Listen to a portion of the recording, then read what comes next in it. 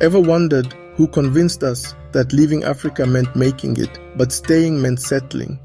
They said the future was out there, not here. That greatness had to be chased, not built.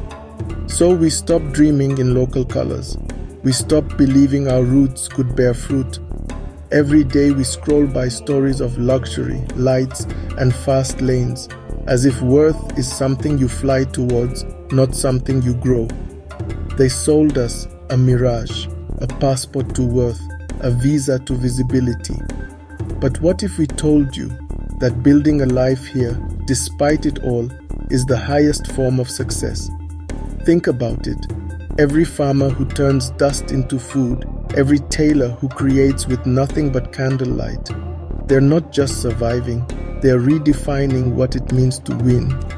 To stay, to stand, to build is not failure, it's defiance, it's devotion, it's destiny. Africa is not behind. We've just been made to believe we are. But belief is a weapon, and we're changing what it's aimed at.